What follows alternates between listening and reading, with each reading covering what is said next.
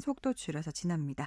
중부고속도로 하남 쪽으로는 진천터널 부근 2차로에서 소형 화물차 사고가 나서 처리 중이고요. 뒤쪽으로 1km 구간 정체입니다. KBS 교통정보센터에서 정현정이었습니다. 주진우 라이브.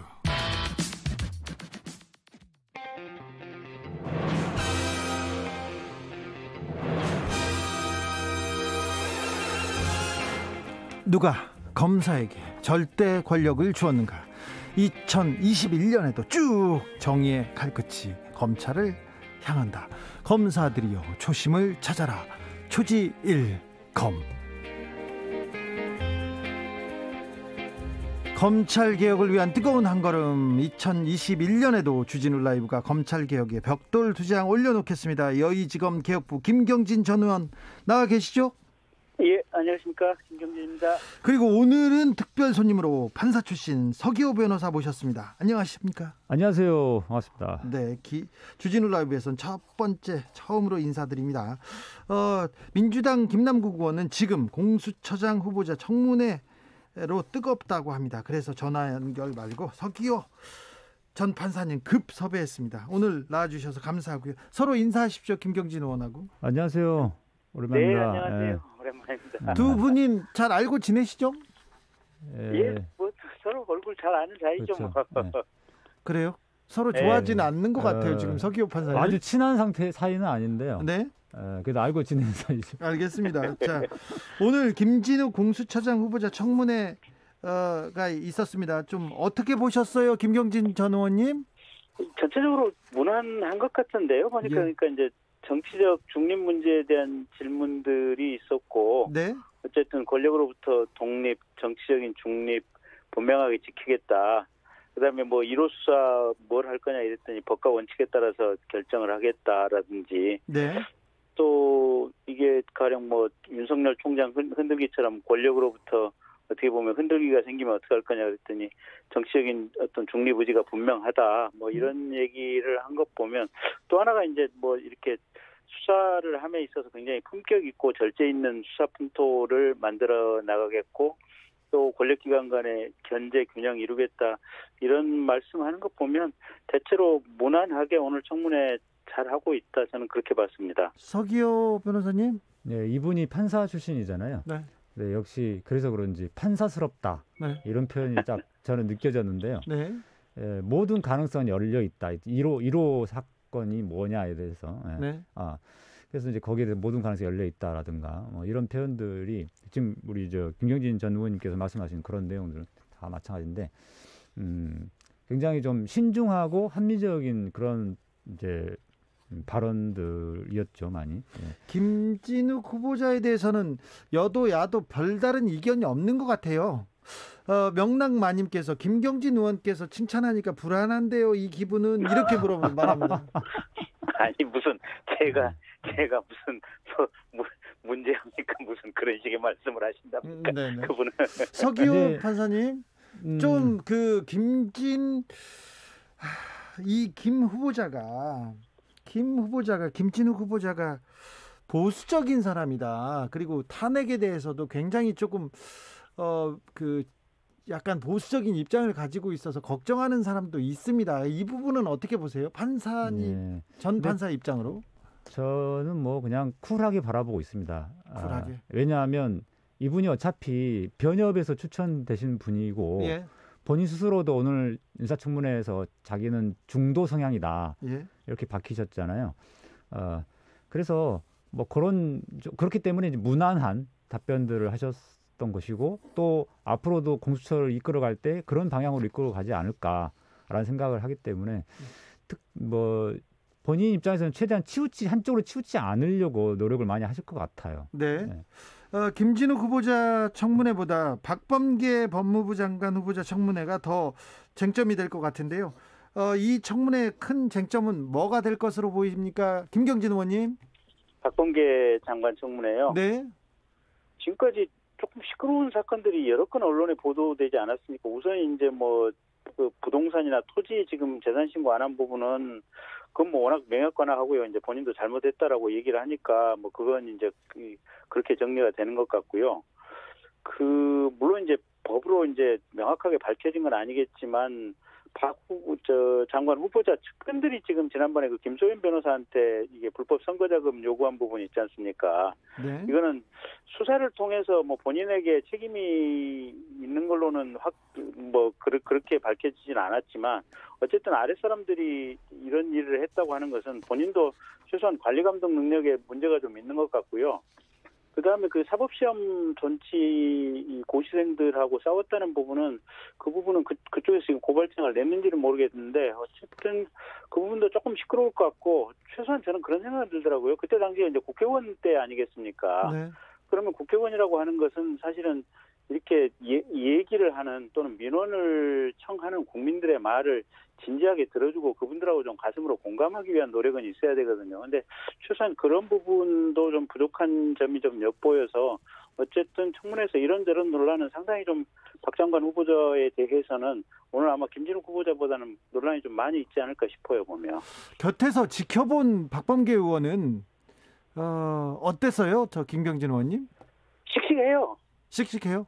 네, 근데 이제 그 씩씩이 이제 도가 지나치다 보니까 이제 저는 그때 왜 씩씩했는가를 지금 와서 생각해 보면 이제 요새 장관 하고 나서 본인이 이제 고등학교 자퇴하고 뭐 이런 얘기라든지 또는 뭐 고시생들하고 언쟁했다고 하는 이런 부분들이 그 씩씩함의 부작용으로 작용했을 수도 있는 문제고 이래서 전반적으로 갑자기 이해가 그냥 확 되는 면들이 좀 있더라고요. 근데 어쨌든 네. 힘있게 씩씩한 면이 좀 있으세요. 힘있게 씩씩하다는 얘기를 네. 좋게는 안 들리네요. 서기호 예, 저도 이분하고 2년 동안 네. 법사에서 같이 근무를 해봐서 네. 옆에서 잘 봤기 때문에 국회의원 아는데요. 출신입니다. 법사위원 출신입니다. 저도 나름대로 국회의원 출신입니다. 그렇죠. 2012년부터 2014년까지 같이 법사위에 활동했는데요. 네, 국민 판사 출신이지 않습니까? 또. 자, 그런데 굉장히 예리하시고 샤프하신 편이죠. 이렇게 네. 굉장히. 예. 근데 성격은 굉장히 활달하시면서 이렇게 개구쟁이 소년 같은 스타일, 개구쟁이 소년. 네. 약간 그러다 보니까 오해를 받는 부분이 좀 있어요. 아까 네. 김경진 전 의원님도 말씀하셨듯이,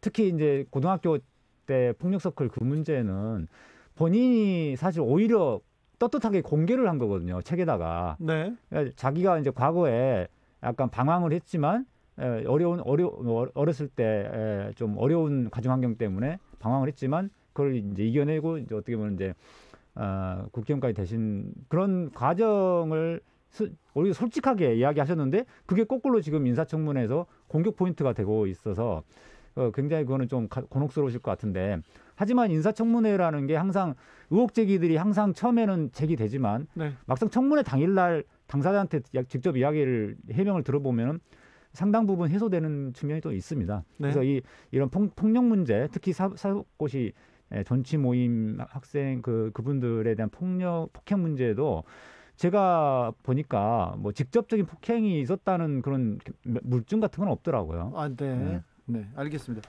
조국 추미애 전직 법무부 장관 두 장관의 존재감 어마어마했습니다. 박범계 법무부 장관이 선출이라고 법무부 장관이 취임하면 어떤 스타일의 장관이 될 것 같습니까, 김경진 의원님? 그 본인이 지금 누차 몇 번 얘기하셨잖아요. 이게 장관 지명할 때 대통령께서 검찰하고 협력적 관계를 통해서 검찰 개혁을 잘 마무리 지으라라고 얘기를 하셨고 예. 본인도 장관으로서 재직 중에 그런 어떤 기조하에서 일을 하겠다라고 얘기를 하셨던 거 아니에요, 박범계 지금 후보자께서. 네. 그래서 그 발언이 저는 모든 것을 함축하고 있다고 봐요. 결국은 지난번에 추미애 장관처럼 그냥 오로지 윤석열 때려잡기에 올인해가지고 그렇게 무도한 짓을 한다거나 뭐 이런 것 같지는 않고요. 의원님, 네. 그런 얘기는 좀 조금 자제해 주세요. 아니요, 어제 저기 기자회견에서 대통령께서도 뭐 윤석열 총장 관련해 갖고 여러 가지 얘기를 하셨지 않습니까? 네. 그래서 그런 상황을 종합해서 본다면 추 장관께서 하신 것은 물론 그때 당시에 사실 추 장관께서 한 것은 그래도 대통령께서 은근히 그냥 서포트를 했기 때문에 그렇게 했다고 저는 이제 추정을 하고는 있는데 네. 상당히 도와 원칙에서 많이 벗어난 행동을 했다고 보고 있고요. 어쨌든 그런 정책 기조가 이제 추장관을 통해서 했던 것들이 도저히 이게 먹히지 않는다라고 현 정부 내에서 특히 대통령께서 판단을 해서 아마 이제 새로운 방향을 정했던 것 같고 그 얘기를 박범계 장관에게 이제 장관 후보자께 했으니 아마 인사협의도 검찰청법에 나온 대로 아마 총장하고 어느 정도 최소한의 협의는 할 것 같고 그리고 밖으로 마찰음이 새어 나오는 것을 최소한으로 줄이려고 하는 이런 방식으로 할 것 같고요.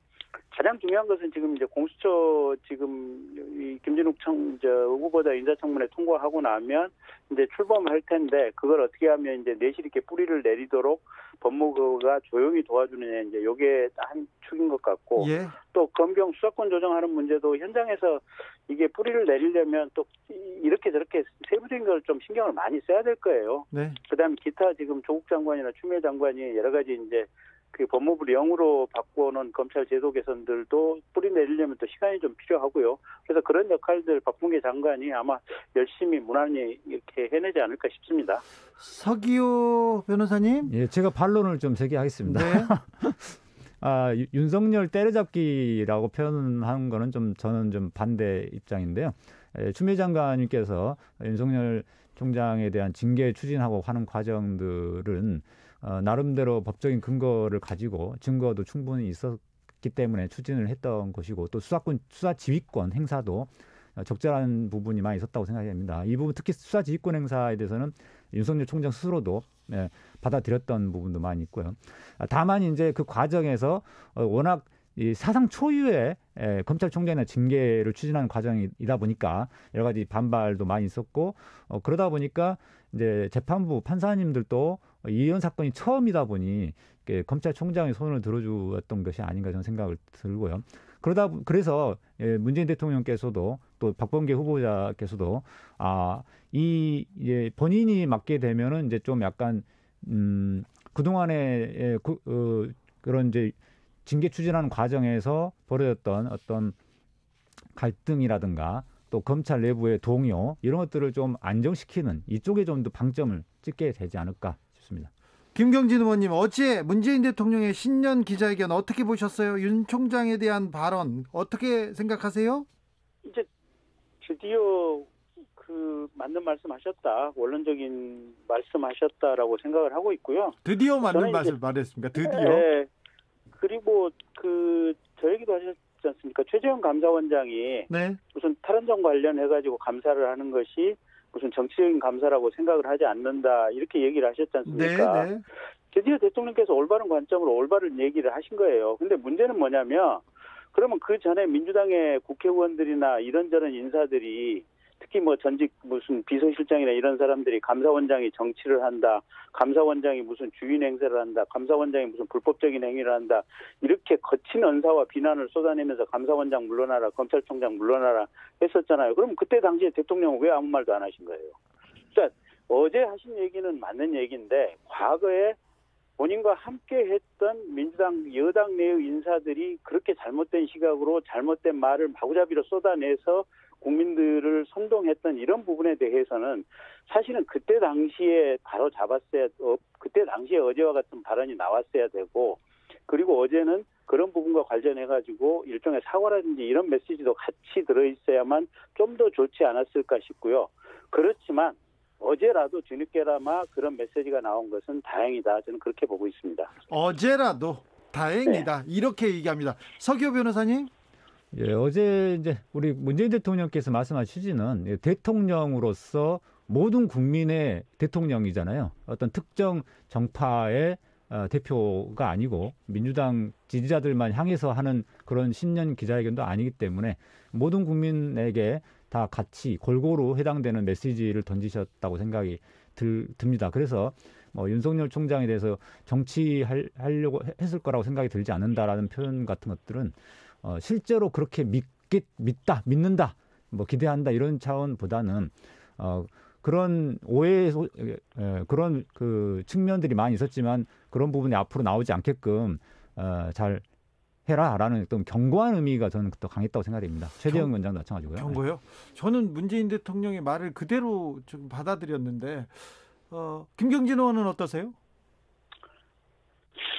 생각하기 생각하기 나름인데요. 예. 그냥 저는 이렇게만 말씀드리겠습니다. 어제라도 올바른 시각을 가지고 말씀을 해주신 거에 대해서 그나마 안도의 마음을 가지고 있고, 과거에 그렇게 시끄러운 것을 주변 사람들이 일으킨 것에 대해서 아무 말씀을 하지 않았던 것에 대해서는 많이 좀 유감으로 생각을 하고, 도대체 대통령직이란 무엇인가에 대해서 우리 사회가 모두 한번 다 함께 생각해보는 계기가 됐으면 하는 게 제 바람입니다. 어제라도. 예. 그리고 김경진 의원님 전직 대통령 같이 말씀하시는 것 같아요. 자, 김경진 의원님 이거 물어볼게요. 김학의 전 법무부 차관 출국 금지 과정에서 일어난 논란, 검찰에서 수사에 나섰는데요. 이 부분은 어떻게 보십니까? 실제는 저는 긴급 출국금지 자체는 불가피했다라고 보고 있고요. 아, 예. 다만 그 긴급 출국금지서가 조금 요건이 좀 부족하다 보니까 네. 그 담당 이규영 검사인가요? 그 담당 검사님이 지금 동부지검 내사번호 2019 내사 1호라고 하는 이게 가짜 사건 번호를 지금 집어넣었잖아요, 보면. 그 예. 이규영 검사님은 그게 이제 임시 사건 번호라고 하는데, 그게 임시 사건 번호라는 개념이 있을 수가 없거든요. 제가 보기에는 그냥 가짜 허위 내용으로 이제 기재가 된 것 같고, 네. 제가 가지고 있는 추론과 판단에 의하면 이규영 검사님은 아마 법적 처벌을 받으실 것 같아요. 근데 이게 상황 자체가 불가피한 측면이 있어서 그렇게 크게 지금 무슨 처벌을 받을 이런 상황은 아니다, 이렇게 저는 보고 있습니다. 아, 김경진 의원님 굉장히 좀 이 부분에 대해서는 불가피한 측면이 있었다, 이렇게 얘기하십니다. 서기호 변호사님? 계속 반론을 펴게 되는데요. 네.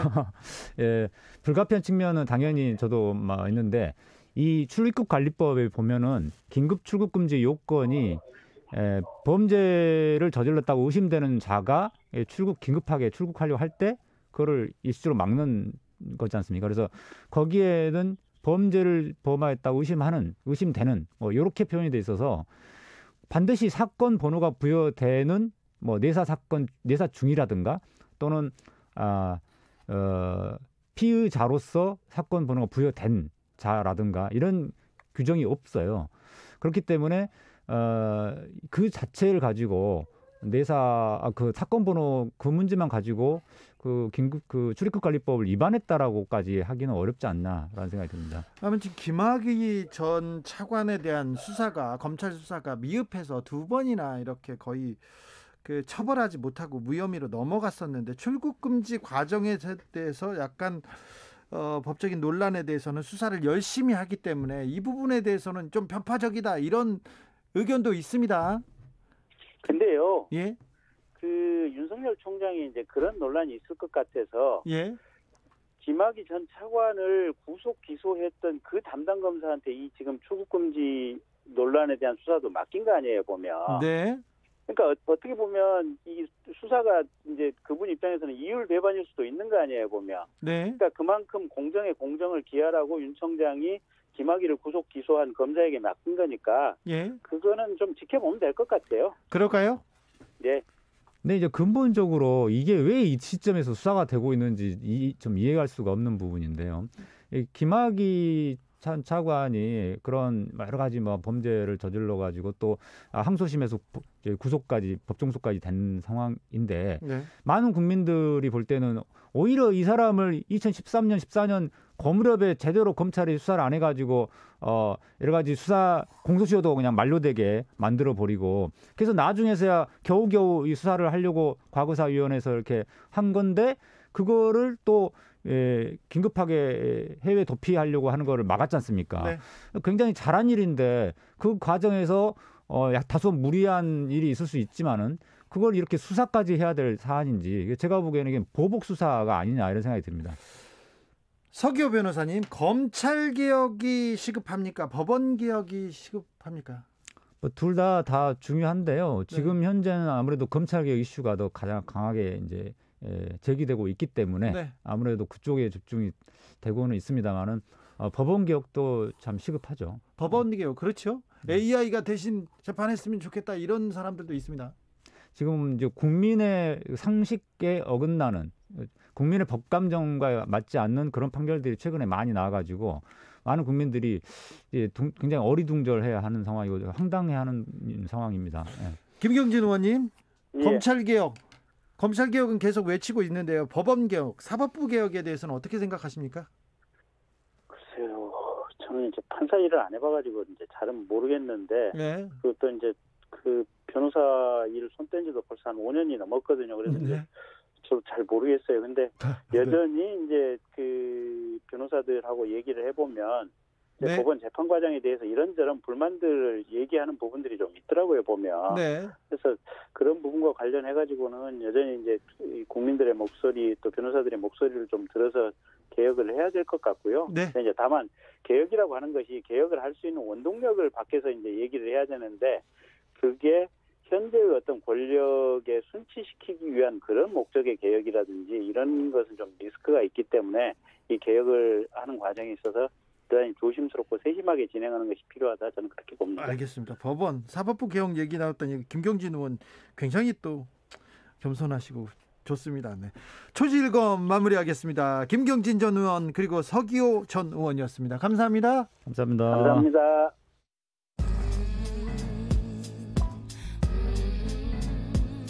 나비처럼 날아 벌처럼 쏜다.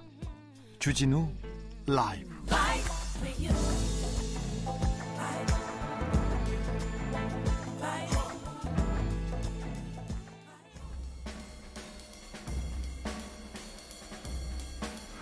느낌 가는 대로 그냥 고른 뉴스 여의도 주필.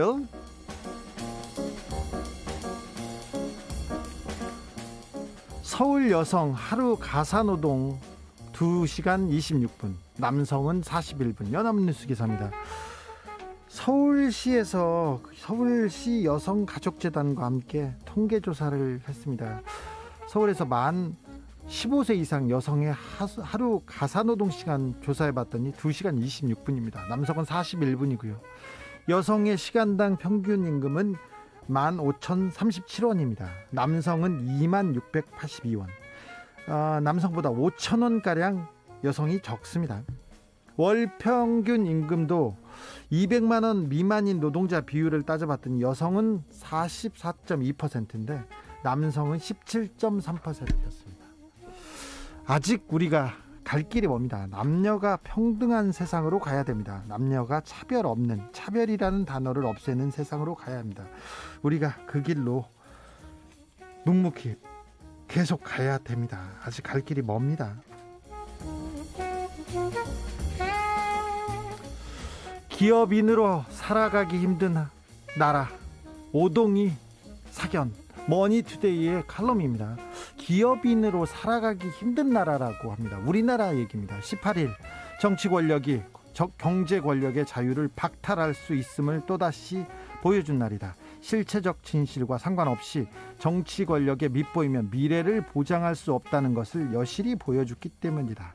우리나라 기업의 경영권 승계는 대통령이 허가해야 하는 사안일까? 장충기 전 실차장도 우리나라 사회의 불평등 해소를 위해 희망사다리 등의 다양한 기획을 했던 기업입니다. 이런 얘기했습니다. 이 부회장이 재수감되던 날은 대한민국 기업인으로 산다는 것이 얼마나 어려운지 다시 한번 되새기게 하는 하루였다, 이렇게 했습니다.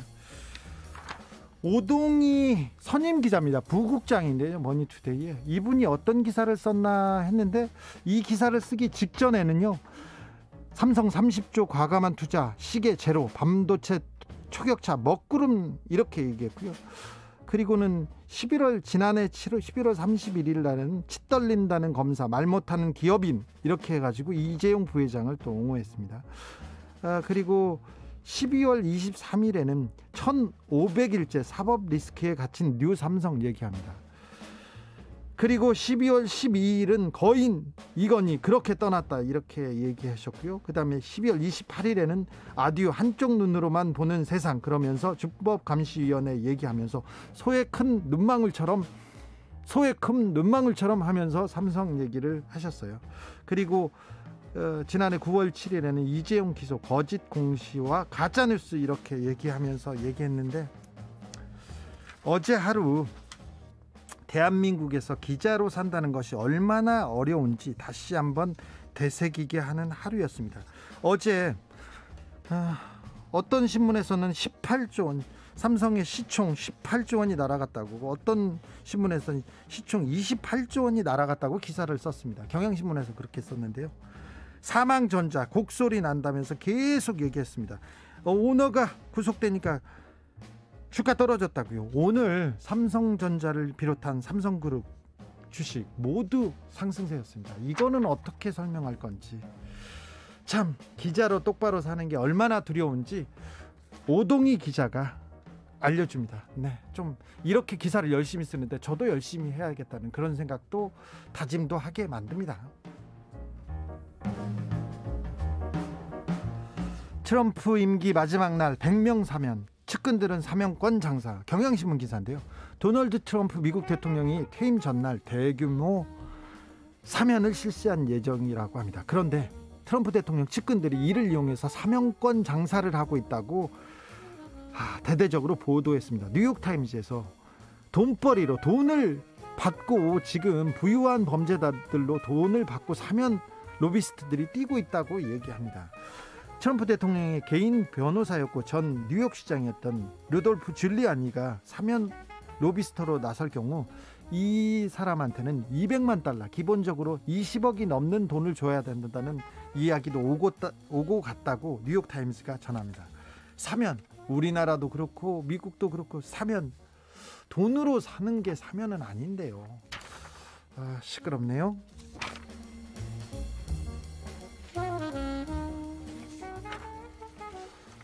커피 한 잔 부탁한 노숙인에게 점퍼, 장갑까지 건넨 시민. 한겨레 사진 기사인데요. 지난 18일입니다. 18일 오전인데 그날은 갑작스럽게 많은 눈이 내린 날인데 서울역 앞에서 한 노숙인이 너무 춥다고 지나가는 행인한테 너무 추워서 커피 한 잔 사달라고 부탁했다고 합니다. 그랬더니 그 분께서 긴 방한 점퍼를 벗어주고요, 노숙인한테 입혀줍니다. 그리고 주머니 속에서 장갑도 벗어서 주고요, 그 다음에 5만 원짜리 지폐 한 장을 노숙인에게 건넸다고 합니다. 우리 곁에 천사들이 있습니다. 천사들이 있어서 따뜻합니다. 왜 제 주변엔 없는 건지. 네. 청취자분들이 있잖아요. 천사 같은 청취자분들이. 네. 옥상 달빛에 당신의 안녕 들으면서 저는 잠시 쉬었다가 6시에 김은지 기자와 함께 돌아오겠습니다.